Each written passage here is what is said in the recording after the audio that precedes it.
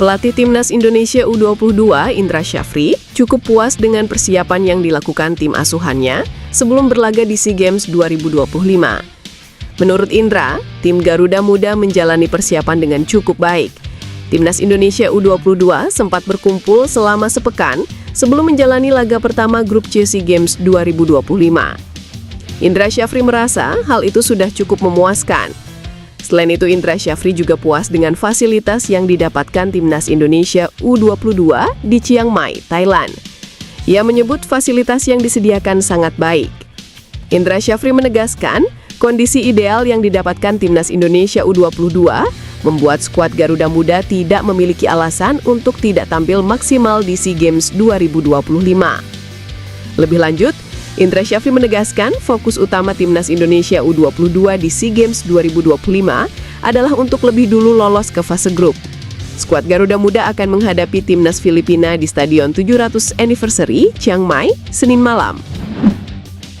Raksasa Serie A Italia, AC Milan, dilaporkan telah menempatkan Kapten Timnas Indonesia, Jay Itzes, sebagai target utama mereka di bursa transfer musim dingin Januari 2026. Pergerakan untuk menghubungi sang agen menjadi sinyal keseriusan Rossoneri untuk memperdalam skuad demi bersaing di jalur juara. Menurut laporan media Eropa Calcio, tim pemandu bakat AC Milan sangat terkesan dengan penampilan solid Itzes bersama Sassuolo. Laporan tersebut bahkan mengklaim bahwa langkah pendekatan awal sudah dimulai.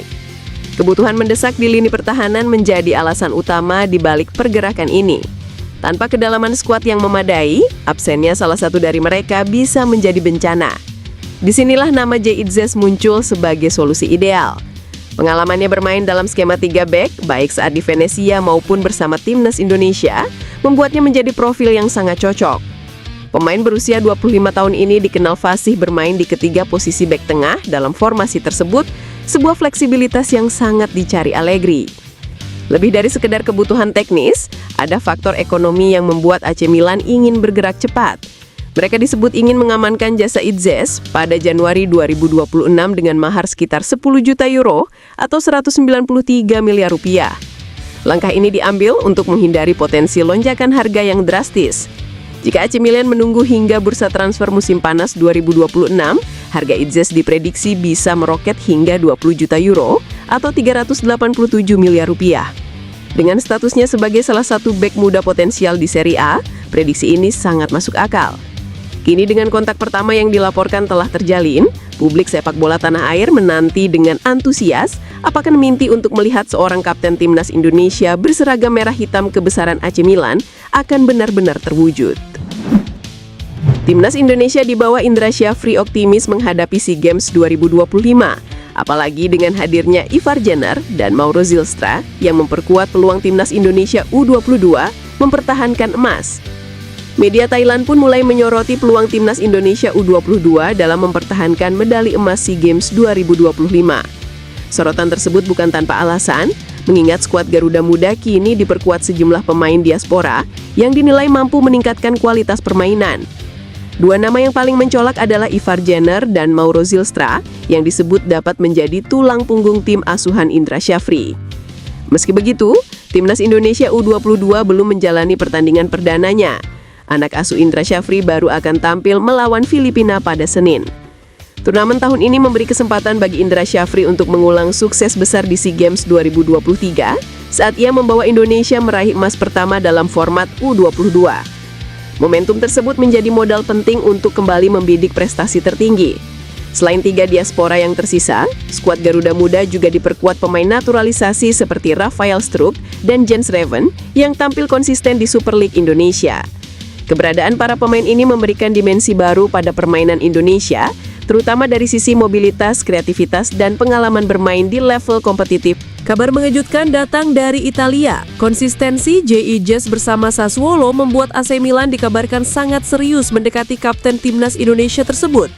Jurnalis Sky Sports Luca Cili melaporkan bahwa Milan memantau Itzes secara intens. Menurutnya, ada 3 faktor utama yang membuat Rossoneri jatuh hati, yakni usia masih muda yakni 25 tahun, potensi berkembang yang sangat besar dan fleksibilitas bermain di skema 3 maupun 4 back.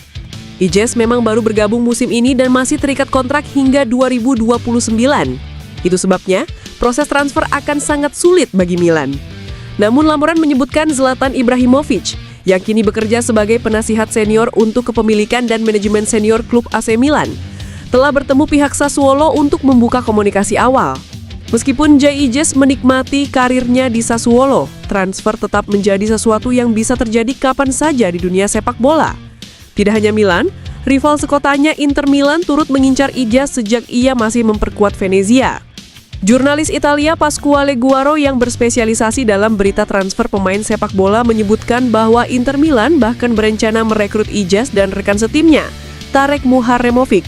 Namun Inter Milan sebelumnya gagal karena harga Venezia dinilai terlalu tinggi. Kini peluang kembali terbuka bagi Inter untuk merekrut JIJS. Pelatih timnas Filipina U22 Gareth McPherson melayangkan sinyal ancaman kepada skuad Garuda Muda setelah sukses mengamankan 3 poin perdana di kompetisi SEA Games 2025. Peringatan tegas tersebut disampaikan McPherson menyusul keberhasilan timnya menundukkan Myanmar U22 dalam laga pembuka grup C. Juru taktik asal Australia itu mengklaim bahwa timnya memiliki ambisi besar untuk melangkah jauh di turnamen sepak bola Asia Tenggara kali ini. Pelatih timnas Indonesia U22 Indra Syafri memastikan seluruh pemain yang dipanggil telah bergabung dalam pemusatan latihan menjelang SEA Games 2025 Thailand. Total 23 pemain kini mengisi komposisi tim sesuai regulasi turnamen. Dengan skuad komplet, seluruh agenda latihan berjalan sesuai rencana. Indra menegaskan para pemain siap menghadapi 2 laga penyisihan yang menanti. Timnas Indonesia U22 tergabung di grup C bersama Myanmar dan Filipina. Perubahan komposisi peserta membuat format grup ikut bergeser. Laga perdana Garuda Muda menghadapi Filipina akan digelar pada Minggu 8 Desember 2025 di 700th Anniversary Stadium, Chiang Mai. Pertandingan kedua berlangsung pada 12 Desember melawan Myanmar. Indra juga memastikan Marcelino Ferdinand batal bergabung akibat cedera. Keputusan diambil untuk memprioritaskan pemulihan jangka panjang pemain berusia 21 tahun tersebut. Sebagai pengganti, ia memanggil pemain muda Persik Kediri Rifki Rai yang telah mengikuti sesi latihan dan mulai beradaptasi dengan gaya bermain tim. Timnas Indonesia U22 kini memasuki fase final persiapan dengan target melaju jauh di SEA Games 2025. Timnas Indonesia U23 akan berupaya mempertahankan medali emasnya di Thailand pada akhir tahun ini. Saat ini, Indra Syafri akan fokus menemani Timnas Indonesia U23 di SEA Games 2025. Skuad Garuda Muda adalah juara bertahan di kompetisi ini. Beberapa pemain abroad lainnya pun dipanggil. Ivar Cener, Justin Hubner, dan Mauro Zylstra masih masuk dalam kategori usia.